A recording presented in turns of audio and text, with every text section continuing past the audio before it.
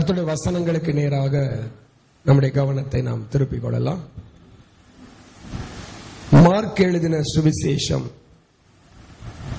4ஆம் அதிகாரம் 10-11 வசனங்களை நாம் வாசிக்கலாம். மார்க் எழுதின சுவிசேஷம் 4ஆம் அதிகாரம் 10-11 வசனம்.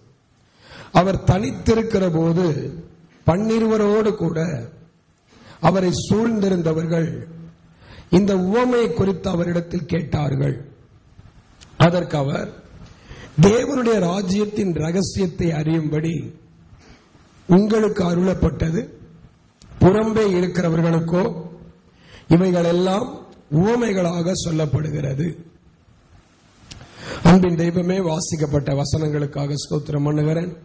ஆண்டவரே, கடந்த நாளிலே ஆவியானவர் இருதயத்திலே கொடுத்த அந்த அழுத்தத்தின்படியாக ஆண்டவரை இந்த வார்த்தை இந்த நாளிலே உம்முடைய திருச்சபையிலே பிரசங்கிக்க நீர் கொடுத்திருக்கிற கிருபைக்காக ஸ்தோத்திரம். ஆண்டவரே, இந்த வசனம் எனக்குள்ளே ஒரு அழுத்தத்தை கொடுத்தது. இந்த நாளிலே கேட்கும்படியாய் வந்திருக்கிறவர்களுக்குள்ளாகவும் ஒரு பெரிய மாற்றத்தை உண்டாக்கட்டும். இந்த வசனம் என்னுடைய வாழ்க்கையை ஆசீர்வதிக்கட்டும், இவருடைய குடும்பங்களை ஆசீர்வதிக்கட்டும். ஆண்டவருடைய கரம் இவர்களை பொறுப்பெடுத்து நடத்தட்டும். இந்த செய்தியை வெப்சைட் மூலமாய் இந்த உலகம் எங்கிலும் பார்க்கிற ஒவ்வொரு பிள்ளைகளுக்காகவும் ஜெபிக்கிறேன். கர்த்தர் இந்த பிள்ளைகளையும் ஆசீர்வதிப்பீராக. இவருடைய வாழ்க்கைக்குள்ளாக இந்த வசனம் பெரிய அற்புதங்களை செய்யட்டும், அதிசயங்களை செய்யட்டும், ஆசீர்வதிக்கட்டும். தகப்பனே ஸ்தோத்திரம். நீர் பொறுப்பெடுத்துக் கொள்ளும், வழி நடத்தும். இயேசுவின் நாமத்தில் பிதாவே, ஆமென். ஹல்லேலூயா. கர்த்தர் நம்மை ஆசீர்வதிப்பாராக. ஆண்டவராகிய இயேசு கிறிஸ்து ஒரு விதையை குறித்ததான ஒரு உவமையை சொல்லிக் கொண்டு வருகிறதான சம்பவத்திலே அவர் விதைக்கிறவன் ஒருவன் விதைக்க புறப்பட்டான். சில விதைகள் வழி அருகே விழுந்தது, சில விதைகள் கற்பாறை இடத்திலே விழுந்தது, சில விதைகள் முள்ளுள்ள இடங்களில் விழுந்தது, சில விதைகள் நல்ல நிலத்தில் விழுந்தது என்று சொல்லி ஆண்டவர் அந்த உவமையை சொல்லிக் கொண்டு வருகிறார். அப்பொழுது இயேசு கிறிஸ்துவோடு கூட இருந்த சீஷர்களும் அவரை சூழ்ந்திருந்தவர்களும் இயேசு கிறிஸ்துவினிடத்தில் வந்து, ஆண்டவரே, இந்த உவமையை குறித்து எங்களுக்கு சொல்ல வேண்டும், எங்களுக்கு தெளிவாய் சொல்ல வேண்டும் என்று கேட்கிறார்கள். இது என்ன உவமை? என்னமோ வழி அருகே விழுந்துச்சுன்னு சொல்றீங்க, கற்பாறையில விழுந்துச்சுன்னு சொல்றீங்க, முள்ளுள்ள இடத்துல விழுந்துச்சுன்னு சொல்றீங்க, நல்ல நிலத்துல விழுந்துச்சுன்னு சொல்றீங்க. இதுக்கு அர்த்தம் என்ன ஆண்டவரே? அர்த்தம் புரியாதவர்களாக அந்த அர்த்தத்தை அறிந்து கொள்ள இயேசுவினிடத்திலே வந்து கேட்கிறார்கள். அப்பொழுது ஆண்டவர் அவர்களை பார்த்து சொல்றாரு, நீங்கள் தேவனுடைய ராஜ்யத்தின் ரகசியத்தை அறியும்படி உங்களுக்கு அருளப்பட்டது. இந்த உலகத்தில் வெளியே இருக்கிறவர்களுக்கோ, என்னை விட்டு வெளியே இருக்கிறவர்களுக்கோ இது உவமையாகவே இருக்கும், இது உதாரணமாகவே இருக்கும், இதன் அர்த்தம் தெரியாது. உங்களுக்கு இந்த அர்த்தத்தை எல்லாம், இந்த வசனத்தின் அர்த்தத்தை எல்லாம் அறிந்து கொள்ளும் கிருபையை தேவன் தந்திருக்கிறார். ஆமென். ஆண்டவர் நாமத்துக்கு மகிமை உண்டாவதாக. ஒரு வார்த்தை தான் தேவனுடைய ராஜ்யத்தின் ரகசியம். தேவ ராஜ்யத்தின் ரகசியத்தை நாம் அறிந்தவர்கள். தேவ ராஜ்யத்தின் ரகசியத்தை இந்த உலகத்தில் இருக்கிறவர்கள் அறியாதவர்கள்.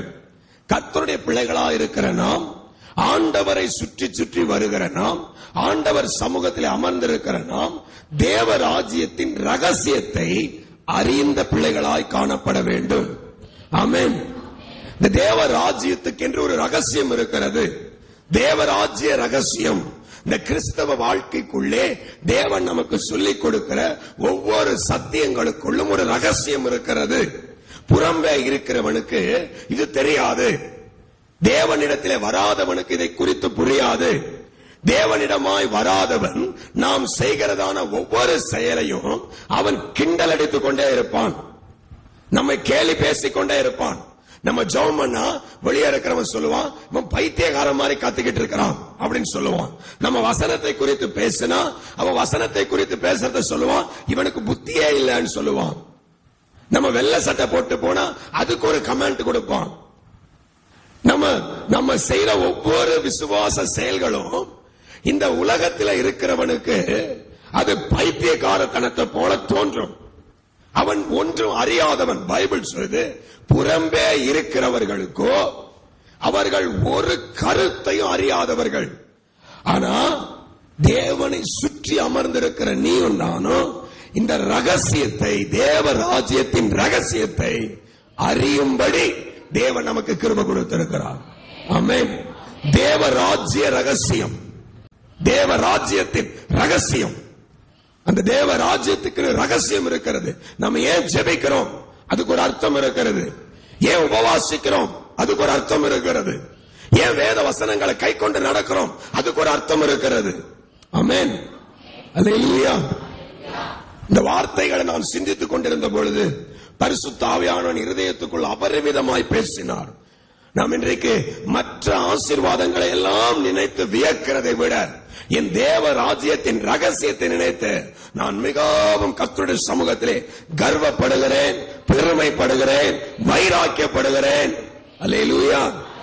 என் தேவ ராஜ்யத்தின் ரகசியத்தை போல நான் செய்கிற ஒவ்வொரு செயலுக்கும் உள்ள அர்த்தத்தை போல இந்த பூமியில ஒரு செயலும் இல்லை. ஆமென். நான் பலிபீடம் கட்டினால் அதற்கு ஒரு அர்த்தம் இருக்கிறது. நான் பலி செலுத்தினால் அதற்கு ஒரு அர்த்தம் இருக்கிறது. ஆமென் சொல்லுங்க. தேவ சமூகத்திலே நான் கைகளை தட்டினால் அதற்கு ஒரு அர்த்தம் இருக்கிறது. நான் கரங்களை உயர்த்தி அல்லேலூயா என்று சொன்னால் அதற்கு ஒரு அர்த்தம் இருக்கிறது. எல்லாம் தேவ ராஜ்யத்தின் ரகசியம். அல்லேலூயா. தேவ ராஜ்யத்தின் ரகசியம். வேதம் சொல்லு, இயேசு சொன்னார், தேவ ராஜ்யத்தின் ரகசியத்தை அறியும்படி உனக்கு கர்த்தர் கிருபை கொடுத்திருக்கிறார். ஆண்டவர் சமூகத்தில் இருக்கிற நாம் கடந்த வாரத்தில் நமக்கு ஆலோசனைகளாய் கேட்டோம். எப்படி நாம் இருக்கணும் ஆலோசனைகளாய் கேட்டோம். ஆனா இந்த வாரம் ஆண்டவருடைய சமூகமே நமக்கு ஒரு பெரிய ஆசீர்வாதம். இந்த கிறிஸ்தவ வாழ்க்கையின் அனுபவமே ஒரு பெரிய ஆசீர்வாதம். ஆமென். சிலர் ரதங்களை குறித்து மேன்மை பாராட்டட்டும், சிலர் குதிரைகளை குறித்து மேன்மை பாராட்டட்டும். நாங்களோ எங்கள் தேவனாகிய கர்த்தருடைய நாமத்தை குறித்து மேன்மை பாராட்டும். அது மேன்மை பாராட்டும். இந்த தேவ ராஜ்யத்துக்கு ஆண்டவர் நிறைய ரகசியங்களை வச்சிருக்கிறார். நீ ஆராதிக்கிறதுக்கு ரகசியங்களை வச்சிருக்கிறார். நீ செய்யற ஒவ்வொரு விஷயத்திலையும் ஆண்டவர் பெரிய ஆசீர்வாதத்தை வைத்திருக்கிறார். ஆமென். இந்த உலகத்துக்கு அது புரியாது. நாம் செய்கிற செயல்கள், நாம் நடக்கிற நடத்தை, நாம் செய்கிற ஊழியம் பைத்தியக்காரத்தனமாய் தோன்றும்.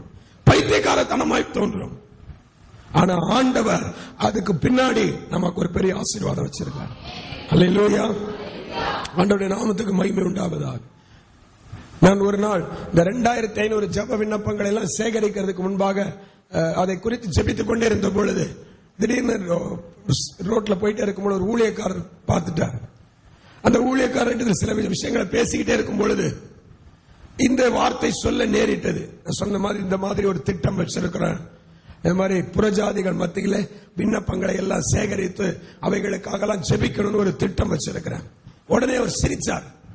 சிரிச்சுட்டு, அது எப்படி பாஸ்டர், நீங்க கேட்டீங்கன்னா கொடுப்பாங்களா? அவங்க சொன்ன, கேப்பமே, கொடுத்தா கொடுக்கறாங்க, கொடுக்கலன்னு மூஞ்சி திருப்பிக்கிட்டு போறாங்க. நம்ம கடமை, உங்களுக்கு என்ன பிரச்சனை இருக்கு, உங்களுக்காக ஜெபிக்கிறோம் அப்படின்னு கேட்கிறோம். கொடுக்கறது கொடுக்காத அவங்க விருப்பம். அவர் ரொம்ப நெகட்டிவாவே பேசினார். எங்கல அது கொடுத்து என்ன பிரயோஜனம், அது ஜெபிச்சு என்ன பிரயோஜனம்? அவங்க நீங்க யார்கிட்டயோ எல்லாம் வாங்க போறேன்னு சொல்றீங்க, அவங்க எல்லாம் சபைக்கு வருவாங்களா? அவங்க நன்றி உள்ளவங்களா இருப்பாங்களா? அவங்க நன்றி உள்ளவங்களா இருப்பாங்களா, நன்றி இல்லாதவங்களா இருப்பாங்களான்றது தேவையில்லை. நான் இயேசுவுக்கு நன்றி உள்ளவனா இருக்கணும். ஆமென். நான் இதெல்லாம் அவர்கிட்ட சொல்ல, சரி ஓகே, நம்ம எப்பவுமே ஒரு ஆவிக்குரிய செயலை செய்யணும் பொழுது நமக்கு சில தடைகள், சில நெகட்டிவான சிந்தனைகளை நமக்கு ஏற்படும். ஆனா அவைகள் எல்லாம் குறித்து நம்ம கலக்கம் அடையக்கூடாது. அல்லேலூயா. அவர் இன்னொன்னு கேட்டார், எப்படி இதெல்லாம் சேகரிக்க போறீங்க? நான் அதுக்கப்புறம் ஆவியானவருக்குள்ள நிதானிச்சுக்கிட்டேன், இதுக்கு மேல இவர் கையில நின்று பேசக்கூடாதுன்ட்டு, எனக்கு வேலை இருக்கு, நான் கிளம்புறேன் பாஸ்டர்னு சொல்லிட்டு கிளம்பிட்டேன். ஆண்டவருக்கு ஸ்தோத்திரம். அல்லேலூயா. ஆனா எனக்கு இந்த ரகசியம் தெரியும். மற்றவர்களுக்காக ஜெப விண்ணப்பங்களை சேகரித்து நாம ஜெபிச்சா கர்த்தர் நம்மளை இரட்டத்தனை ஆசீர்வதிக்க வல்லவரா இருக்கிறார். ஆமென். இது தேவராஜ்ய ரகசியம். மற்றவர்களுக்காக ஏன் ஜெபிக்கிறோம், அது தேவராஜ்ய ரகசியம்.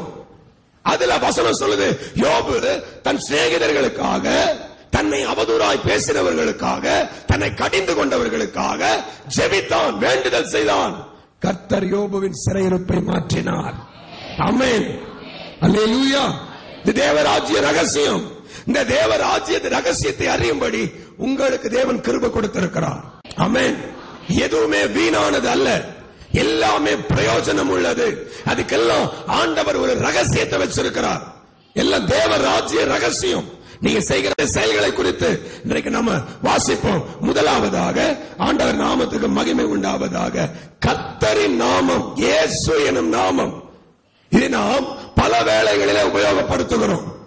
ஆமென். பல நேரங்களிலே. ஏன்? ஆண்டவர் சொன்னார், ஆபத்து காலத்தில் என்னை நோக்கி கூப்பிடு, அப்பொழுது நான் உன்னை விடுவிப்பேன். யோவான் 14:14 சொன்னார், என் நாமத்தினால நீ எதை வேண்டுமானாலும் கேள், அதை நான் உனக்கு செய்வேன். ஆமென். ஆண்டவர் நாமத்தை உபயோகப்படுத்தும்படி, ஆண்டவர் நாமத்தை அறியும்படி தேவன் நமக்கு கிருபை கொடுத்திருக்கிறார். ஆமென். இன்னைக்கு நமக்கு ஒரு பிரச்சனையா, நமக்கு ஒரு வேதனையா, நமக்கு ஒரு கஷ்டமா, நாம் வேறு காரியங்களை தேடுகிறதில்லை. உடனடியாக இயேசுவின் நாமத்தினாலே நோக்கி பார்க்கிறோம். அந்த இயேசுவின் நாமமே ஒரு ரகசியம். இயேசு எனும் நாமத்தினாலே வேதம் சொல்லுகிறது, வானத்திலும் பூமியிலும் எல்லாமே முடங்கும்படி தேவன் செய்திருக்கிறார். இயேசு எனும் நாமத்தினாலே வானோர் பூதலத்தோர் யாவருடைய முழங்கால்களும் முடங்கும். அது ஒரு பெரிய வல்லமை உள்ள நாமம். ஆமென், அல்லேலூயா. கர்த்தருடைய நாமம் மகா பெரிய வல்லமை உள்ள நாமம். ஆண்டவருடைய பரிசுத்த நாமத்துக்கு மகிமை உண்டாவதாக. கர்த்தருடைய தாசனாகிய தாவீது எனும் பக்தனை குறித்து நீங்கள் வேதத்தில் அறிவீர்கள். இந்த தாவீது தனக்கு விரோதமாய் கோலியாத் என்னும் ஒரு பெரிய சத்துரு வந்த பொழுது, அந்த கோலியாத்துக்கு விரோதமாய் அவன் யுத்தம் பண்ணும்படியாய் போகிறான். வேதம் சொல்லுகிறது, அவன் தடியோடும் அடைப்பை பையோடும் 5 கூழாங்கற்களோடும் கோலியாத்தை நோக்கி போய் கொண்டிருக்கிறான். கோலியாத் பெரிய ஈட்டியோடு, பெரிய பட்டயத்தோடு, கேடகத்தோடு வந்து கொண்டிருக்கிறான். இப்பொழுது கோலியாத் தாவீதை நோக்கி பார்க்கிறான், நீ தடியோடு வருகிறதற்கு நான் என்ன நாயா? அப்படின்னு அவன் கேள்வி கேட்கிறான். நீ என்ன தடியோடு வருகிறாய்? நான் நாயா? நான் எவ்வளவு பெரிய வீரன், போர் வீரன், என்னை மேற்கொள்ள நீ வெறும் தடியோடு வருகிறாய். ஆனா வேதம் சொல்லுகிறது, அவன் தடியோடு போகல, அவன் சேனைகளின் அதிபதி ஆகிய கர்த்தருடைய நாமத்திலே போனான். அல்லேலூயா. 1 சாமுவேல் புஸ்தகம் 17ஆம் அதிகாரம் 45வது வசனம் வாசித்து பாருங்க. தாவீது அந்த பெலிஸ்தியன் கோலியாத்தை நோக்கி,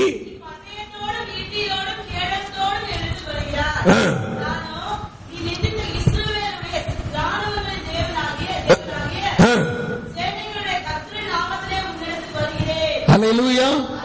ஆண்டவருடைய பரிசுத்த நாமம் மகிமைப்படுவதாக. நீ எதோட வர? நீ பட்டயத்தோடு வர, நீ ஈட்டியோடு வர. நான் எதுல வர? நான் கர்த்தருடைய நாமத்தில் வருகிறேன். ஆமென். இதை கேட்கும் பொழுது அந்த கோலியாத்துக்கு எப்படி இருக்கும்? இதை கேட்ட பொழுது கோலியாத் என்ன நினைத்திருப்பான்? ஒரு யுத்தத்துக்கு போனா ஈட்டி வேணும், பட்டயம் வேணும், கேடகம் வேணும், கத்தி இல்லாம சண்டை போட முடியாது. ஆனா தேவன் நம்மை அனுப்பும் பொழுது இயேசு என்னும் நாமம் ஒன்று போதும். ஆமென். இயேசு என்னும் ஒரு நாமம் போதும். இந்த உலகத்துக்கு, அந்த புறம்பா இருந்த கோலியாத்துக்கு அது ஒரு பெரிய காரியமாய் தெரியாம இருக்கலாம். ஆனா தாவீதை கூட்டி கேட்டீங்கன்னா தாவீது சொல்லுவான், நான் ஜெயித்ததுக்கு காரணம் சேனைகளின் கர்த்தர். அல்லேலூயா. என் கவன் கல் அல்ல, என் அடைப்பை பை அல்ல, கர்த்தருடைய நாமத்தினாலே. ஆமென். கர்த்தருடைய நாமத்தினாலே.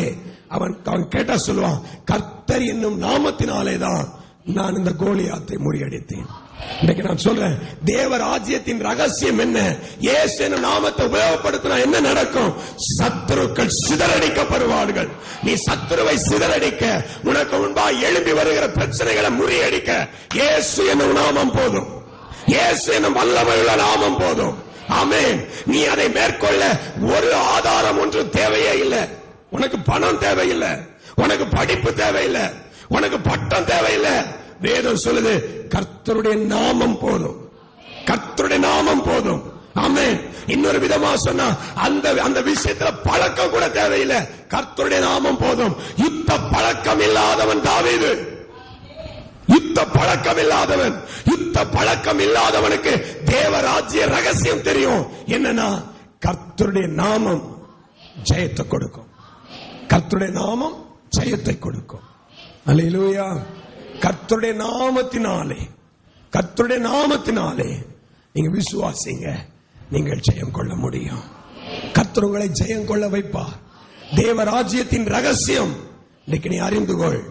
உன்னை சத்து ஏன் நம்ம இயேசு இயேசு இயேசு இயேசு ஏன் சொல்லுகிறோம்? நாம சொல்லும் பொழுது எதிராயிருக்கிற சத்துரு தோற்று போவான். ஆமென். அதுக்கு ஒரு ரகசியம் இருக்கிறது, தேவராஜ்ய ரகசியம். சொல்ல வெளியே இருக்கிற சொல்லுவான் ஏசு ஏசுன்னு பைத்தியக்கார மாதிரி சொல்றீ, என் கையில ஈட்டி இருக்கு, என் கையில பட்டயம் இருக்கு, உன்னை என்ன செய்யணும் பார். நம்ம சொல்லுவோம் என்னிடத்துல இயேசு என்னும் நாமம் இருக்கிறது. ஆமென். கர்த்தருடைய நாமம் இருக்கிறது. கர்த்தருடைய நாமத்தினால், இதே தாவீது சொன்னான், கர்த்தருடைய நாமத்தினால் அவர்களை சங்கரிப்பேன். எதிரியை சங்கரிக்க பட்டயம் வேணும், எதிரியை சங்கரிக்க ஈட்டி வேணும். இது உலக வழக்கம். ஆனா தேவராஜ்யத்தில் ஒரு ரகசியம் இருக்கு. என்ன தெரியுமா? எதிரியை முறியடிக்க இயேசு என்ற நாமம் வேணும். ஆமென் சொல்லுங்க. நீங்க யாரா இருந்தாலும் சரி, உங்களுக்கு சொல்றேன், இயேசு என்ற நாமத்தை கையில் எடுத்துக் கொள்ளுங்க. அவருடைய நாமத்தினாலே நீங்கள் எதிரிகளை சங்கரிக்க முடியும், எதிரிகளை சங்கரிக்க முடியும். உங்களுக்கு விரோதமாக எழும்புகிற சத்துருக்களை நீங்க மண்ணை கவ்வ வைக்க முடியும். ஆமென் சொல்லுங்க. அல்லேலூயா. இயேசு என்ற நாமமே மேலான நாமம், வல்லமை உள்ள நாமம், உன்னதமான நாமம், பெரிய நாமம். ஆமென். ஆண்டவருக்கு நாமத்துக்கு மகிமை உண்டாவதாக.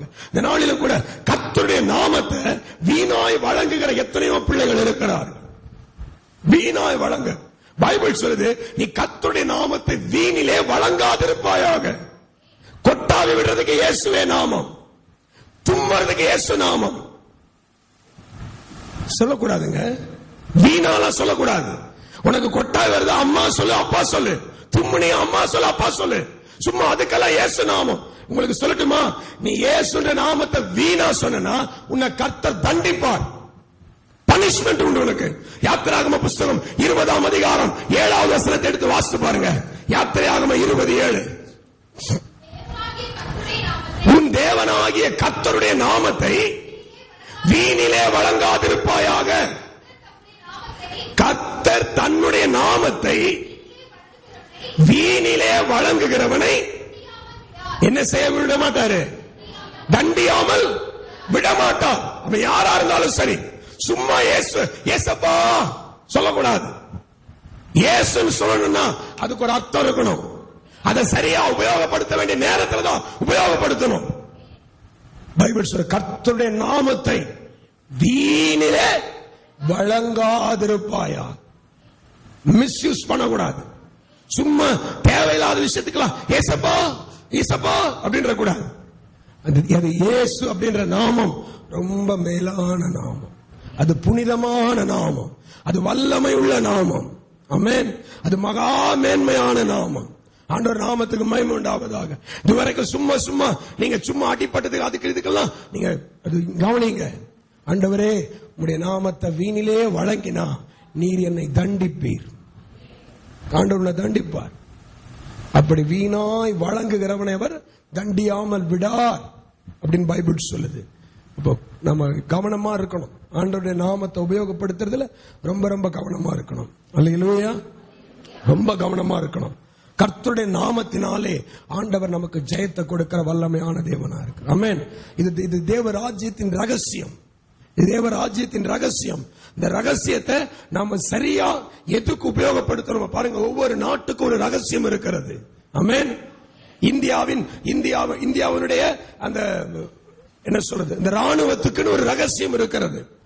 தரை வழியாய் தாக்குவதற்கு ஒரு ரகசியம் இருக்கிறது, கடல் வழியாய் தாக்குவதற்கு ஒரு ரகசியம் இருக்கிறது, வான்வெளியாய் தாக்குவதற்கு ஒரு ரகசியம் இருக்கிறது. அந்த ரகசியத்தை அவங்க பாதுகாக்கிறார். அதை எப்ப உபயோகப்படுத்தணுமோ அப்பதான் உபயோகப்படுத்துவாங்க. எந்த வழியா போய் எதிரியை தாக்கணும் அப்பதான் அந்த சீக்கிரட் எடுத்து உபயோகப்படுத்துவாங்க. ஏன் அதுக்கு முன்னாடி அது நமக்கு கூட சொல்லப்படுறது இல்ல? அந்த ரகசியம் வெளிப்படுமானா அதுக்கு மகிமை இருக்காது, அது அது அது சரியா இருக்காது. அப்போ அது போலதான் இயேசு எனும் நாமமும் நம் எதிரியை முறியடிக்கிறதற்கு தேவன் நமக்கு கொடுத்திருக்கிறார். அல்லேலூயா. தேவன் உனக்கு அது கொடுத்திருக்கிறார். நீ இயேசு இயேசு இயேசுன்னு சொல்றியே, அதுக்கு இன்னைக்கு ஒரு அர்த்தம் தெரிஞ்சுக்கோ. இயேசு எனும் நாம கர்த்தருடைய நாமத்தினாலே நான் எதிரிகளை முறியடிப்பேன். அல்லேலூயா. இது கோலியாத்துக்கு வேண்டுமானால் புரியாத விஷயமா இருக்கலாம். ஆனா அபிஷேகம் பண்ணப்பட்ட தாவீதுக்கு நல்லா தெரியும், கர்த்தருடைய நாமமே ஜெயத்தை கொடுக்கும். ஆமென். இன்னைக்கு முதலாவது சொல்ற ஏன் இயேசு சொல்றோம்? இயேசுன்னு சொன்னா ஜெயத்தை கொடுக்கிற தேவன். இயேசுன்னு சொன்னா ஜெயம் உண்டாகும். விரோதமா இருக்கிற எவ்வளவு பெரிய காரியங்களும் ஒன்றுமில்லாமல் போயிடும். ஆமென். அல்லேலூயா சொல்லுங்க. இயேசுன்ற நாமத்துக்குள்ள மகிமையை தெரிஞ்சுக்கோங்க, மகிமையை தெரிஞ்சுக்கோங்க. இயேசு நாமத்தினாலே எந்த பிரச்சனைகளும் ஒன்றுமில்லாமல் போயிடும். இரண்டாவது உபதேசம். உபதேசம் ஆண்டவர் நமக்கு கொடுக்கிற உபதேசங்கள், கர்த்தருடைய வசனங்கள் மூலமா, அப்போஸ்தலர்கள் மூலமா, ஊழியக்காரர்கள் மூலமா நமக்கு தேவன் கற்றுக் கொடுக்கிற உபதேசம். இந்த உபதேசம் நமக்கு ஒரு தேவ ராஜ்யத்தின் ரகசியமா இருக்கு. அல்லேலூயா. 1 கொரிந்தியர் புஸ்தகம் 1ஆம் அதிகாரம் 18ஆம் வசனத்தை வாசித்து பார்க்கும் பொழுது அங்க எழுதப்பட்டிருக்கிறது, சிலுவையை பற்றிய உபதேசம் கெட்டு போகிறவர்களுக்கு பைத்தியமா இருக்கிறது, ரட்சிக்கப்படுகிறவங்களுக்கு அது தேவா பலனா இருக்கிறது. ஆமென். உபதேசம் இது தேவ ராஜ்யத்தின் ரகசியம். இந்த தேவ ராஜ்யத்தின் ரகசியத்தை தெரிஞ்சுக்கோ. இந்த உபதேசம் உனக்கு என்னத்தை கொடுக்குதுன்னா பலனை கொடுக்கிறது. உபதேசம் பலனை கொடுக்கிறது. ஒவ்வொரு ஞாயிற்றுக்கிழமை ஆராதனைக்கு வர்றோமே, இந்த உபதேசத்தை கேட்கிறோமே, நமக்கு என்ன கிடைக்குது? தேவ பலன் கிடைக்கிறது. ஆமென். உபதேசத்தால் பலப்படுத்தப்படுகிறோம். வெளியே இருக்கிறவங்க என்ன யோசிப்பாங்க? எதுக்கு இந்த உபதேசம்? எதுக்கு இவ்வளவு நேரம் மூச்சு பிடிக்க கத்துறாங்க? என்னத்தை உங்க உட்கார்ந்து ஜனங்க கேட்கிறாங்க பொறுமையா? அவங்களுக்கு அது புரியாது. அவங்களுக்கு இது ஒரு ஏதோ நேரம் கடத்துற ஒரு காரியம் மாதிரி தெரியும். ஆனா நமக்கு தெரியும், இங்கே நான் செலவிடுகிற ஒவ்வொரு நிமிடமும் பரிசுத்த ஆவியானவர் உபதேசத்தின் மூலமா என்னை பலப்படுத்திக் கொண்டிருக்கிறார். ஆமென். சிலுவையின் உபதேசம் என்னை பலப்படுத்துகிறது. அல்லேலூயா. சிலுவையை பற்றின உபதேசம் கெட்டு போகிறவனுக்கு பைத்தியமா இருக்கு. அவனுக்கு வெளியே இருக்கிறவனுக்கு பார்த்தா, புறம்பே இருக்கிறவனுக்கு இது எப்படி இருக்குன்னா பைத்தியமா இருக்கும். என்னையா இது? என்னையா உபதேசம் இது? இது என்ன? இது என்ன? என்ன கற்றுக் கொடுக்கிறார்கள்? என்ன இப்படி சொல்லுகிறார்கள்? அல்லேலூயா. ஆண்டவருடைய பரிசுத்த நாமத்துக்கு மகிமை உண்டாவதாக. ஒரு நாள் ஒரு பெரிய ஞானியோடு வாதாடும்படி கர்த்தர் என்னை கொண்டு போனார். ஒரு தர்க்கம் பண்ணும்படி நான் கொண்டு போகப்பட்டேன். அப்போ பேசிக் கொண்டிருக்கும் பொழுது அவர் ஒரு வார்த்தை சொன்னார். உங்க கிறிஸ்தவ மார்க்கம் மனிதனுடைய தன்னம்பிக்கையை அழிக்கிறது அப்படின்னு சொன்னார். கிறிஸ்தவ மார்க்கம் தன்னம்பிக்கை அழிக்கிறது, அது அழிச்சிடுது. ஏன்னா நீங்க என்ன சொல்றீங்க? எப்ப பார்த்தாலும் ஏசப்பா ஏசப்பா ஏசப்பா, அவரையே நம்புறோம், அவர் தான் எல்லாம் செய்யணும், எங்க பலம் இல்ல, எங்க பராக்கிரமம் இல்ல, கர்த்தருடைய ஆவியால தான் எல்லாம் ஆகும் அப்படி சொல்றீங்க. தன்னம்பிக்கைய உங்க கிறிஸ்தவ மார்க்கம் அழிச்சிருது. அல்லேலூயா. அப்படின்னு அவரு இடத்துல சொல்லிட்டு இருந்தார். நான் சொன்னேன், இயேசு சொல்லும் பொழுது தன்னம்பிக்கை அழியல, தன்னம்பிக்கை வளருது. ஆமென். நான் சொன்னேன், கிறிஸ்துன்னு சொல்ல சொல்ல தன்னம்பிக்கை குறையல. எங்களுக்கு பிரச்சனைகளை எதிர்கொள்ள, போராட்டங்களை எதிர்கொள்ள, பாடுகளை சகிக்க, உபத்திரவங்களை கடந்து வர அவர் எங்க கூட இருக்கிறேன்னு சொல்றாரு. எங்கள் தன்னம்பிக்கை அவர் வளர்த்து விடுகிறார். ஆமென். எப்படி சொல்றீங்க? நான் ஒரே ஒரு வசனம் தான் சொன்னேன், என்னை பலப்படுத்துகிற கிறிஸ்துவினாலே எல்லாவற்றையும் செய்ய எனக்கு பலன். ஆமென். இதை உன்னால சொல்ல முடியுமா? உன்னால இதை சொல்ல முடியுமா? எல்லாம் செய்ய முடியும் உன்னால் சொல்ல முடியுமா? நான் சொல்லுவேன், நான் எல்லாம் செய்வேன். ஏன்னா என்னை பலப்படுத்துகிற ஒரு கிறிஸ்து இருக்கிறார். இந்த வசனத்தை வச்சு பாரு, உன் தன்னம்பிக்கை குறையுமா? குறையாது. எல்லாம் செய்ய முடியும்னு தன்னம்பிக்கை கூடும். அல்லேலூயா. அத்தோட அந்த மனுஷன் திரும்பி போயிட்டார். கிறிஸ்தவ மார்க்கம் நமக்குள்ள இருக்கிற எந்த விஷயத்தையும் அழிக்கிறது இல்ல, அது நமக்கு பலனா இருக்கிறது. ஆமென். அல்லேலூயா. சிலுவையை குறித்த உபதேசங்கள், சிலுவை பற்றிய உபதேசங்கள் நமக்கு வேதம் சொல்லுது, அது தேவராஜ்ய ரகசியம். இந்த தேவ ராஜ்யத்தை ஏன் உபதேசம் கேட்கிறோம்? ஏன் ஒவ்வொரு வாரமும் வந்து கர்த்தர் என்னோட என்ன பேசுவார் ஏன் உட்கார்ந்து கேட்கிறோம் அப்படின்னா, தேவன் நம்மை பலப்படுத்துகிறார். நம் பலப்படுத்தப்பட்டதுனாலதான் கேட்கிறோம். ஆமென். நம் பலப்படுத்தப்பட்டதுனாலதான் வசனத்தை மறுபடி கேட்கிறோம். நம்ம கண்ணீரோட வந்திருப்போம். ஆண்டவர் மகனே பயப்படாதன்னு ஒரு வார்த்தை தான் சொல்லியிருப்பார். சிம்பிள் வேர்ட், பயப்படாத ஒரு வார்த்தை தான். ஆனா இந்த ஒரு வார்த்தை தான் அன்னைக்கு இருந்த பயத்தை எடுத்து போட்டிருக்கோம். ஆமென். அல்லேலூயா. ஏதாவது செஞ்சு செத்துறலாம் நினைச்சு வந்திருப்பாங்க. ஆனா ஆண்டவர் சொல்வாரு, நீ சாக பிறந்தவள், நீ வாழ பிறந்தவள். சிம்பிள் வேர்ட், அவ்வளவுதான். இந்த உபதேசம் என்ன கொடுத்திருக்கோம்? வாழணுன்ற புது நம்பிக்கையை கொடுத்திருக்கோம். உபதேசம் ஒவ்வொரு ஆண்டவருடைய பிள்ளைக்கும் தேவ பலனா இருக்கிறது. ஆமென். நீங்க உபதேசத்தை கேட்கிறீங்களே, ஏன் கேட்கிறோம்? இதை நீங்க புரிஞ்சுக்கோங்க. இந்த தேவ ராஜ்யத்தின் ரகசியம் என்ன? இந்த தேவ ராஜ்யத்தின் ரகசியம் உபதேசம் ஒரு பலன். ஆமென். உபதேசம் ஒரு தேவ பலன். அல்லேலூயா. பைபிள் சொல்லுது, அன்றைக்கு ரட்சிக்கப்பட்ட 3000 பேரும் அப்போஸ்தலருடைய உபதேசத்திலே தரித்திருந்தார்கள். அவங்க உபதேசத்தை விட்டு போகவே இல்லை. அவங்க உபதேசத்துக்கு தங்களை அப்படி ஒப்பு கொடுத்து அப்படியே ஆர்வத்தோடு அந்த வார்த்தைகள் எல்லாம் கேட்டு அந்த உபதேசத்தின்படியே நடந்து கொண்டிருந்தார். நான் இரண்டாவதா சொல்றேன், உபதேசம் தேவராஜ்யத்தின் ரகசியம். ஆமென். உபதேசத்துல என்ன இருக்கு? நான் இன்னைக்கு சொல்றேன், கர்த்தர் உனக்கு பலனை வச்சிருக்கிறார். அல்லேலூயா. எப்படி ஒரு மரத்துக்கு ஒரு தண்ணீரோ அல்லது உரமோ போடும் பொழுது அதில் இருக்கிற சத்தை எல்லாம் எடுத்துக்கொண்டு அந்த சக்கை வெளியே போகுமோ, அதே போல உனக்கு ஆண்டவர் ஒரு வசனம் சொன்னாருன்னா அந்த வசனம் மறக்கிறதுக்குள்ள அதுல இருக்கிற சத்தெல்லாம் உனக்கு கொடுத்துருவாரு. அல்லேலூயா. அந்த வசனம் உனக்கு மறக்கும் போது, வசனம் வேணா மறந்திருக்கும், அதுல இருக்கிற முழு சத்தம் இந்த மரத்துக்குள்ள போயிருக்கும். ஆமென் சொல்லுங்க. இந்த மனிதனுக்குள்ள போயிருக்கும். உபதேசம் பலனை கொடுத்து விட்டு தான் போகும். அல்லேலூயா. பலனை கொடுத்து விட்டு அது நம்ம இருதயத்தை விட்டு மறையும். மறையவே மறையாது. சில வசனங்கள் ஏன் இன்னும் நம்முடைய இருதயத்துக்குள்ள ஆழமாய் படிந்திருக்கிறது. அதுல இன்னும் நிறைய சக்தி இருக்கு. அந்த சக்தியை இந்த ஆத்துமா பெற்றுக்கொண்டே இருக்கிறது. அதனாலதான் சில வசனங்கள் மறக்கிறதே இல்லை. ஆமென். சில வசனங்கள் ஏன் மறந்து விடுகிறோம்? அதுல நமக்கு என்ன தேவையோ அந்த சக்தியை பெற்றுக்கொண்டோம். அது கொடுத்த பிற்பாடு அது மறந்து விட்டது. அல்லேலூயா. மறுபடி உனக்கு எப்ப அந்த சக்தி தேவையோ ஆண்டவர் மறுபடி அந்த வசனத்தை அந்த உபதேசத்தின் மூலமா கொடுத்து உன்னை பலப்படுத்த வல்லவரா இருக்கிறார். ஆமென். இன்னைக்கு தேவ ராஜ்யத்தின் ரகசியம் என்ன? நான் ஏன் உபதேசம் கேட்கிறேன்? உபதேசம் எனக்கு பலனா இருக்கிறது. அல்லேலூயா. தேவன் மேல் வைத்திருக்கிற அன்பு, அளவற்ற அன்பு. ஆமென். அளவற்ற அன்பு. இன்னொரு விதமா சொன்னா, ஆண்டவர் நான் பைத்தியமா இருக்கிறது சொல்றாங்கல்ல. என்ன பைத்திய மாதிரி போறான். கிறிஸ்துவ பைத்தியமா இருக்கிறானு, இயேசு பைத்தியமா இருக்கிறான். சிம்பிளா சொல்லுவாங்க, கிறிஸ்து ஏசப்பான்னு ஒரே பைத்தியமா இருக்கிறான். நான் சொல்றேன், தேவனுடைய பைத்தியம் அப்படின்னு இந்த உலகம் சொல்றது, அதுக்கு ஒரு ரகசியத்தை ஆண்டவர் வச்சிருக்காரு. நீ தேவனுக்குள்ள பைத்தியம்னா உலகத்துக்குள்ள ஞானம். ஆமென். வாசிங்க 1 கொரிந்தியர் புத்தகம் 1ஆம் அதிகாரம் 26வது வசனம். 1 கொரிந்தியர்.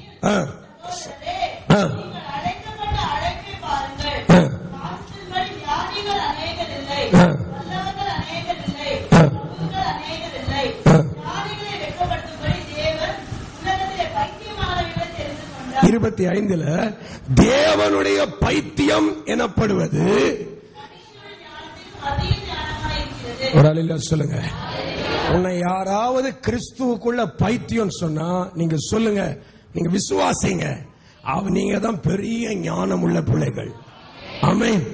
பைபிள் சொல்லுது, உன்னை யாராவது தேவனுடைய பைத்தியம்னு சொன்னா மனுஷருடைய ஞானத்திலும் அதிக ஞானம்.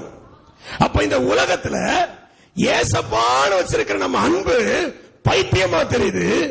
ஆனா தேவராஜ்யத்தின் ரகசியத்துக்குள்ள அது பெரிய ஞானமா இருக்குது. இது பெரிய ஞானம். தேவராஜ்யத்தின் ரகசியம் என்ன? நான் அன்பு வைத்திருக்கிறேனே, அதிலே ஆண்டவர் எனக்கு அளவில்லாத ஞானத்தை கொடுக்கிறார். அந்த அன்பு எனக்கு பெரிய ஞானமா இருக்கிறது. அல்லேலூயா. நான் ஆண்டவரை அதிகமா நேசிக்கிறதுனால நான் எந்த தவறு செய்யவும் அவர் விடுகிறதே இல்லை. நான் எந்த தப்பான முடிவெடுக்க அவர் விடுகிறதில்லை. ஆமென். இது இந்த உலகத்தில் இருக்கிறவனுக்கு தெரியறது இல்ல. அவன் என்ன நினைக்கிறான், நீங்க எப்படி கரெக்டா யோசித்து செய்றீங்க. நமக்கு அதெல்லாம் தெரியாது. நமக்கு என்ன தெரியும்னா, ஏசப்பா உங்களை நேசிக்கிறேன், இந்த ஒரு வார்த்தை தான் தெரியும். அவரை நேசிக்கிறதுனால அவர் என்ன செய்யறாருன்னா, ஒரே ஒரு வார்த்தை தான் நமக்கு வந்து ஒன் வேர்டு தான், செய்யாரு. ஹல்லேலூயா. பேசு, பேசாத, போவாது. ஆமென். ஆனா எதிரி உட்கார்ந்து யோசிச்சுட்டே இருக்கிறான், இவன் ஏன் வரமாட்டான், வேற மாதிரி யோசிச்சிருப்பானோ. நாங்க வேற எல்லாம் யோசிக்கல, அந்த அளவுக்கு எல்லாம் புத்தி இல்ல. எங்களுக்கு என்ன ஒருத்தர் சொல்லிட்டாரு மேல இருந்துன்னா போகாத. அவங்க நினைப்பாங்க, ஏன் போல, இந்நேரம் ஏதாவது ரியாக்ஷன் காமிச்சிருக்கணுமே, இந்நேரம் ஏதாவது பண்ணி இருக்கணுமே. அவன் வேற மாதிரி ஏதாவது யோசிக்கிறானா, இல்ல வேற மாதிரி நம்ம கிட்ட வரலாம் நினைக்கிறானா, அவன் சும்மா இருக்கான்னு அவன் வேற என்னமோ யோசிச்சுட்டு இருக்கிறான். ஒன்னும் யோசிக்கல, ஒன்னே ஒண்ணுதான் யோசிக்கிறான், ஏசப்பா ஏசப்பா ஏசப்பா. அவர் அங்கிருந்து ஒரே ஒரு ஒன் வேர்ட், போவாத. அல்லேலூயா. அவன் நினைக்கிறான், ஏன் சாதாரண ஆள் இல்லப்பா, நம்ம கரெக்டா பிளான் பண்ணி அந்த டைம் தான் வர்றான் பார், நம்ம நினைக்கிற மாதிரி அவன் செய்ய மாட்டான். எங்களுக்கு அப்படிலாம் பிளான் பண்ண தெரியாது. எங்களை ஒருத்தர் போவாதன்னு கட்டி போட்டாரு, இப்ப போன்றாரு, போறோம். அல்லேலூயா. இதுதான் தேவனுக்கு மேல ஒருத்தன் பைத்தியமா இருக்கும் பொழுது அவர் மனுஷ ஞானத்தை விட அதிகமான ஞானத்தை கொடுக்கிறார். ஆமென். அல்லேலூயா. வெளியே பார்க்கிறவன் பெரிய ஞானி, அந்த கர்மம் எல்லாம் ஒண்ணும் இல்ல. இயேசுப்பா மேல வச்சிருக்கிற அன்பு, ஆமென், தேவனுடைய பைத்தியம். அல்லேலூயா. அல்லேலூயா. நீங்க நல்ல வேலைக்கு போய் நிறைய வருமானம் சம்பாதிச்சுங்க, உங்க பணம் நல்ல, நீங்க உங்க சம்பளம் எல்லாம் பெருகிச்சு வச்சுக்கோங்க. உடனே அப்பா அம்மா சொல்லுவாங்க, அப்பா சொல்லுவாரு, என் பையன் பயங்கர புத்திசாலி, அவன் எந்த இடத்துல போனாலும் டாப்பா தான் வருவான். அந்த மண்ணெல்லாம் ஒண்ணும் இல்ல, உன் பையன் கிறிஸ்தவன், ஆண்டவரை ஆராதிக்கிறவன், ஆண்டவர் அன்பு வச்சிருக்கிறவன், அதனாலதான் கர்த்தர் அவனை ஆசீர்வதிச்சிருக்கிறார். ஆமென். அவன் பெரிய டேலண்ட் எல்லாம் ஒண்ணும் கிடையாது. ஆமென். இந்த டேலண்ட்னா 15 வயசுலயே ஓஹான்னு வந்திருப்பானே, அப்ப வரலையே. 20 வயசுல வந்திருப்பான, அப்ப வரலையே. இப்ப எப்படி வந்துச்சு? இப்ப ஞானம் வளரல, தேவன் மேல அன்பு வளர்ந்துச்சு.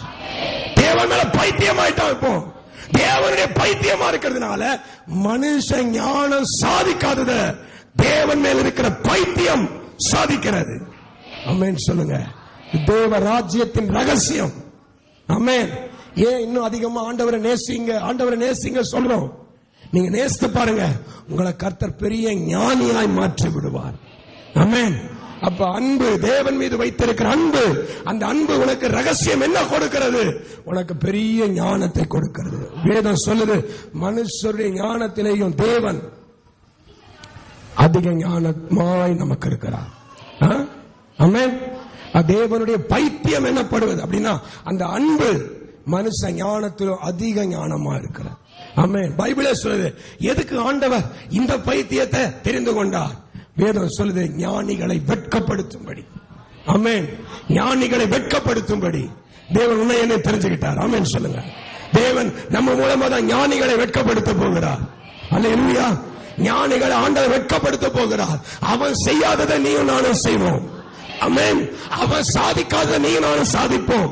அவன் அடையாததை நீயும் நானும் அடைவோம். ஏன்னா தேவனுடைய பைத்தியமா இருக்கிறோம். தேவன் மேல் வைத்திருக்கிற அந்த அன்பு நமக்கு என்ன ரகசியம் அதுல இருக்குன்னா, தேவன் அதிக ஞானத்தோடு நம்மை நடத்த வல்லவராக. அல்லேலூயா. ஆண்டவருடைய நாமத்துக்கு மகிமை உண்டாவது. 4வதாக அந்நிய பாஷை. அந்நிய பாஷை ஆவியில நிரம்பி அந்நிய பாஷையில பேசும் பொழுது இந்த உலகம் சொல்லுது, இவங்க என்ன பைத்தியக்காரர்கள் போல பேசுறாங்க. இது தேவராஜ்யத்தின் ரகசியம். தேவராஜ்யத்தின் ரகசியம். அல்லேலூயா. தேவன் அந்நிய பாஷையில கூட ஒரு பெரிய அற்புதத்தை வைத்திருக்கிறார். ஆமென். பைபிள் சொல்லுது, அந்நிய பாஷையை சபையில தடை பண்ணாதிருங்கள். சபையில நம்ம சபையில உங்களை தடை பண்ணி நீங்க கட்டுப்படுத்திக்காதீங்க. உங்களை நல்ல அந்நிய ஆவியில நிரம்பி அந்நிய பாஷைகளை பேசுங்க. நம்ம பேசினா நம்ம பக்கத்துல இருக்கிறவங்க அல்லது புதிதா வந்திருக்கிறவங்க தெரியாதவங்க சொல்லுவாங்க, இவங்க பைத்தியக்காரர் போல பேசுறாங்கய்யா. என்னையா ரபாபவே நம்ம கத்துறான், என்ன வளர்றோம்? நான் சொல்றேன், இது உளறல் இல்ல.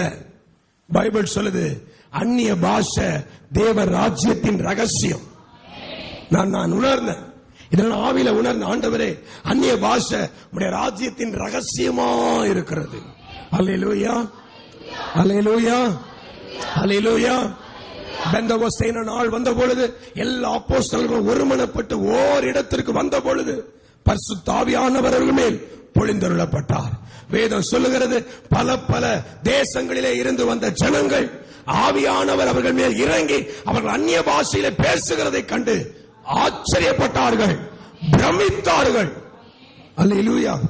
ஒரு கூட்டம் சொன்னது, இது எப்படி, எப்படி இது எப்படி நடக்கிறது?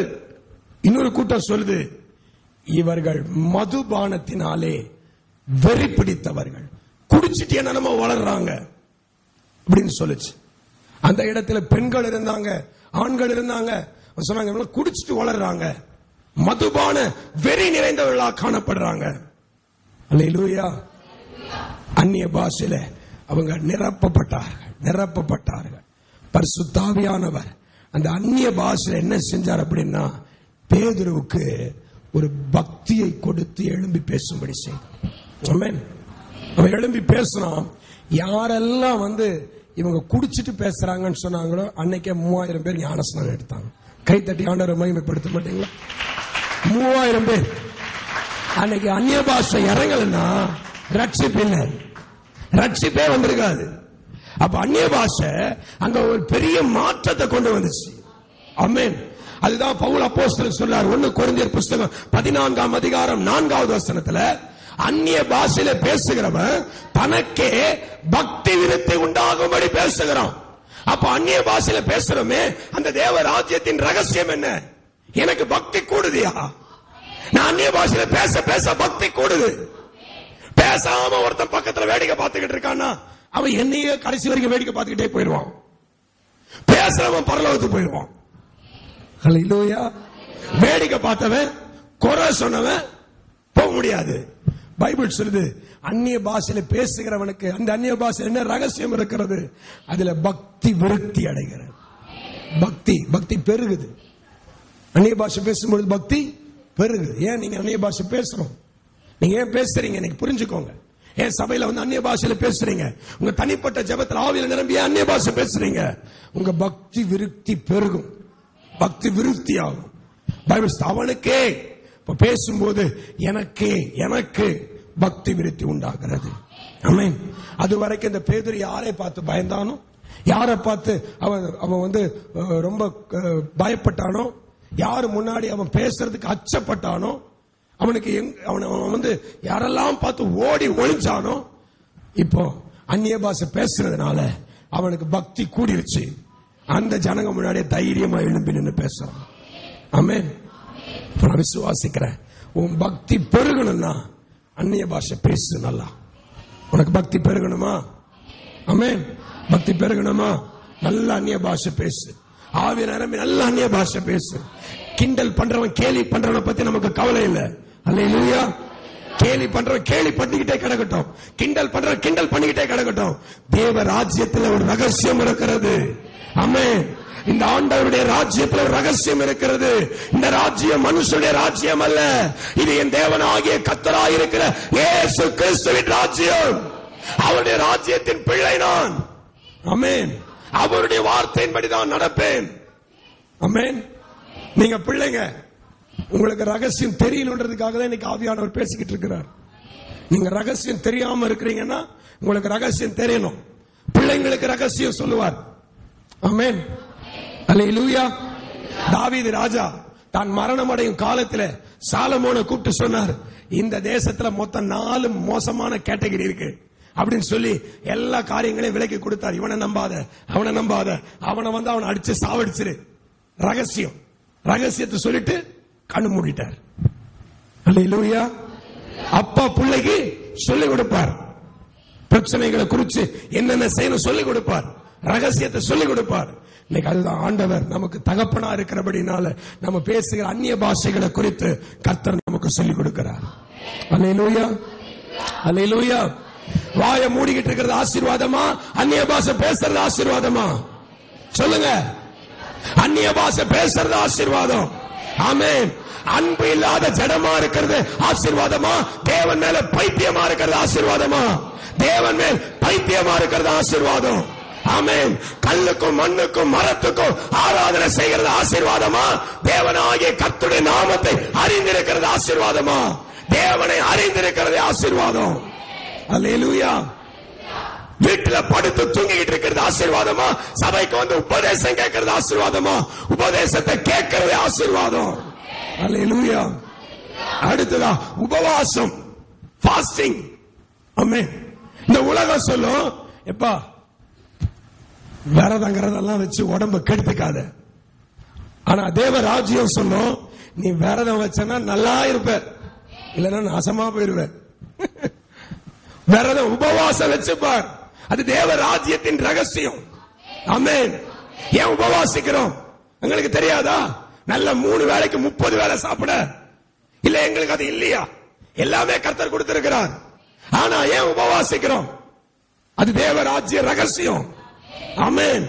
நாங்க உபவாசிக்கும் பொழுது நாங்கள் பிசாசை ஜெயிக்கிறோம். ஆமென் சொல்லுங்க. தேவ ராஜ்யத்தின் ரகசியம் என்ன? ஏன் உபவாசிக்கணும்? உபவாசம் பிசாசை ஜெயிக்கும். ஆண்டவராகிய இயேசு கிறிஸ்து மத்தேயு எழுதின சுவிசேஷம் 4ஆம் அதிகாரம் 1-2 வசனங்கள்ல 40 நாள் உபவாசமா இருந்தார். உபவாசம் போட்ட உடனே ஆவியானவர் எங்க கூட்டிட்டு போனார்னா, பிசாசை ஜெயிக்க வனாந்தரத்துக்கு கூட்டிட்டு போனார். ஆமென். உபவாசம் என்ன செய்யுது? பிசாசை ஜெயிக்கிறது. ஆமென் சொல்லுங்க.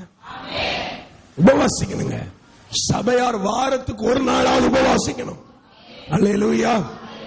நீ உபவாசித்தா சபைக்கு நல்லது, உனக்கும் நல்லது, கொழுப்பு குறையும். ஆமென் சொல்லுங்க. வீணா ஏறி இருக்கிற கொழுப்பு எல்லாம் குறைஞ்சிரும். அல்லேலூயா. ஆண்டவருக்கு ஸ்தோத்திரம். எங்க ஏறி இருந்தாலும் குறைஞ்சிரும். உபவாசத்துல குறைச்சிருவார் ஆண்டவர். ஆண்டவர் நாமத்துக்கு நிறைய பேர் உபவாசிக்கிறதே இல்ல.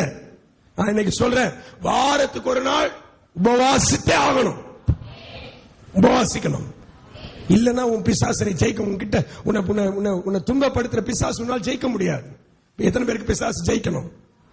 ஆமென். இயேசு சாமியை உபவாசம் வச்சுதான் பிசாசு ஜெயிச்சார். நீங்க யோசிச்சு பாருங்க. 30 வயசுல அவர் ஞான ஸ்நானம் பெற்று அவர் பாஸ்டிங் வைக்க போயிட்டாரு. 3.5 வருஷம் பிசாசு அவர்கிட்ட வரவே இல்லை. அவரை தொல்லப்படுத்த பிசாசு வரவே இல்லைங்க. அவர் மரிக்கிற வரைக்கும் பிசாசு அவர்கிட்ட வந்து தொல்லை கொடுக்கவே இல்லை. அப்போ உபவாசம் என்ன செய்து? பிசாசை முற்றிலுமாய் ஜெயித்து விடுகிறது. அல்லேலூயா. முற்றிலுமா ஜெயிக்க வைத்து விடுகிறது. நீ உபவாசிக்கும் பொழுது தேவ ராஜ்யத்தின் ரகசியத்தை அறிந்து கொள். ஏன் உபவாசிக்கிறாய்? நீ ஒரு நம்பிக்கையோடு உபவாசி. ஒருவேளை இதுவரைக்கும் நீ அந்த உபவாசத்துக்கு அர்த்தத்தை தெரிஞ்சுக்கலாம், அந்த ரகசியத்தை இன்னைக்கு சொல்றேன். நீ ஃபாஸ்டிங் வைக்கிறப்போ ஆண்டவர் பிசாசை ஜெயிக்கிற வல்லமை உனக்கு கொடுக்கிறார். ஆமென். சீஷர்கள் கிட்ட பிசாசு பிடித்தவனை கொண்டு வந்தார்கள். அவர்களை துரத்த முடியல. உடனே இயேசு கிட்ட கொண்டு வந்தாங்க. கொண்டு வந்தவங்க சொன்னாங்க, உங்க சீஷர் இடத்துல கொண்டு போனோம், இந்த பிசாசு துரத்த முடியல. ஏசப்பா உடனே துரத்திட்டார்.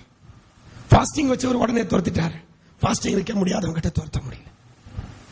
அல்லேலூயா. ஆண்டவருக்கு ஸ்தோத்திரம். இனிமே என்கிட்ட வந்தாலும் நான் துரத்த மாட்டேன்.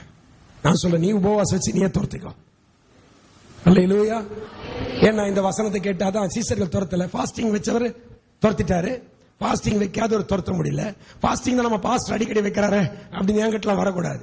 உங்ககிட்ட இருக்கிற பிசாசை நீ தான் துரத்தணும். அல்லேலூயா. என்கிட்டயே நான் நிறைய ஸ்டாக் வச்சிருக்கிறேன். நான் துரத்த வேண்டிய பிசாசே நிறைய இருக்கு. இன்னும் கர்த்தர் நாமத்துக்கு மகிமை உண்டாகட்டும். அல்லேலூயா. எத்தனை பேர் பிசாசு ஜெயிக்க போறீங்க? அப்படின்னா ஃபாஸ்டிங் வைக்க போறீங்கன்னு அர்த்தம். புரியுதா? கர்த்தர் ஆசீர்வதிப்பார். சும்மா எல்லாம் ஆமென் அல்லேலூயா எல்லாம் வந்து பாருங்க அப்படி போடுற மாதிரி இருக்கக்கூடாது. ஏன் சொல்றோன்னு புரிஞ்சு சொல்லணும். கர்த்தர் ஆசீர்வதிப்பார். ஆமென். உபவாசம் பிசாசை ஜெயிக்கும் ஆவிக்குரிய ரகசியம். எங்களை அதிகமாக நேசிக்கிற நல்ல தகப்பனே, இந்த ஆசீர்வதிக்கப்பட்ட நல்ல வேலைக்காக நன்றி சொல்லுகிறோம். வந்திருக்கிற ஒவ்வொரு பிள்ளைகளுக்காக ஜெபிக்கிறேன். கர்த்தர் ஒவ்வொருவரையும் ஆசீர்வதியும். அப்பா, தேவ ராஜ்யத்தின் ரகசியத்தை அறியும்படி இந்த நாளில் இந்த சபைக்கு கொடுத்த கிருபைக்காக நன்றி சொல்லுகிறேன். அப்பா, நாங்கள் கேட்ட இந்த காரியங்களும் ஆசீர்வாதங்கள் இருக்கிறது. ஏன் இதை செய்கிறோம் என்பதே தெரியாமல் ஒரு சில பிள்ளைகள் இந்த நாள் வரை செய்தார்கள். ஆனால் இன்றைக்கு இதை செய்வதனால் கிடைக்கக்கூடிய பலன் என்ன என்பதை அறிந்து செய்ய போகிறார்கள். நாங்கள் சபையாய் செய்ய போகிறோம். எங்கள் முழு சபையையும் ஆண்டவரை இந்த விசுவாச கிரியைகளுக்கு ஒப்புக் கொடுக்கிறோம் தகப்பனே. கிரியைகளுக்கு ஏற்ற ஆண்டவரை பலன் அப்படியே உண்டாகட்டும் தகப்பனே. ஆசீர்வதிக்கிறவர், உயர்த்துகிறவர், பிசாசை ஜெயிக்க வைக்கிறவர், சத்துருக்களை முறியடிக்கிறவர், பக்தி விருத்தி அடைய பண்ணுகிறவர், சந்ததியை காப்பாற்றுகிறவர். இப்படியெல்லாம் நாங்கள் கேட்டது போல நம்முடைய வார்த்தைகளின் ஆசீர்வாதங்களை ஒவ்வொருவருக்கும் தந்து ஆசீர்வதித்து நடத்தும். வந்த ஒவ்வொருவரையும் பொறுப்பெடுத்துக் கொள்ளும். சமாதானத்தை கட்டளையிடும், ஆசீர்வாதத்தை கட்டளையிடும். ஆண்டவர் இன்றைக்கு கேட்டது போல சபையாய் உபவாசித்து ஜெபிக்க தேவனே கிருபை செய்யும் தகப்பனே. உபவாச ஜெபம் பிசாசுகளை விரட்டும், பிசாசின் கிரியைகளை அழிக்கும் தகப்பனே. அப்பா ஸ்தோத்திரம். அகாவா நதி அண்டையிலே அன்றைக்கு ஏசாவும் ஆண்டவரே தேவ மனிதர்களும் ஆண்டவரே பரிசுத்தவான்களும் கூடி ஜெபித்த பொழுது கர்த்தர் அந்த ஆசீர்வாதத்தை கொடுத்தது போல சபையாய் நாங்கள் உபவாசிக்கும் பொழுது தேவன் சபைக்கு ஒரு பெரிய விடுதலை ஆசீர்வாதங்களையும் நன்மைகளை கொடுத்து நடத்தும். சபைக்கு தேவையான சொந்த இடத்தை கட்டளையிடும் ஆண்டவரே. ஆசீர்வதியும். வந்த ஒவ்வொருவரையும் ஆசீர்வதியும். வியாதி பலவீனங்களை நீக்கி போடும். பரிபூர்ண சுகத்தோடு காத்து வழி நடத்த ஆண்டவரே ஸ்தோத்திரம். ஆசீர்வதிப்பீராக. கடன் பிரச்சனைகளை நீக்கி போடும். ஐஸ்வர்ய ஆசீர்வாதத்தை கட்டளையிடும். சமாதானத்தை கட்டளையிடும். பரிபூர்ண சுகமும் கிருபையும் தயவும் நம்முடைய பிள்ளைகள் ஒவ்வொருவருக்கும் கிடைக்கட்டும். தேவ கரத்தில் ஒப்புக் கொடுக்கிறோம். துதிகான மகிமை நீரை ஏற்றுக்கொள்ளும். ஆண்டவர் இரட்சகர் இயேசு கிறிஸ்துவின் வல்லமையுள்ள நாமத்தில் ஜெபிக்கிறோம் நல்ல பிதாவே, ஆமென். என் ஆத்துமாவே கர்த்தரை ஸ்தோத்திரி, என் முழு உள்ளமே பரிசுத்த நாமத்தை ஸ்தோத்திரி. என் ஆத்துமாவே கர்த்தரை ஸ்தோத்திரி, கர்த்தர் செய்த சகல உபகாரங்களையும் மறவாதே. ஆமென். ரெண்டு கரங்களை உயர்த்தி இயேசுவே இயேசுவே இயேசுவே சீக்கிரமாய் வாரும். ஆமென். கர்த்தர் உங்கள் ஒவ்வொருவரையும் ஆசீர்வதிப்பாராக. ஒருவரை ஒருவர் வாழ்த்தி விடைபெறுங்கள்.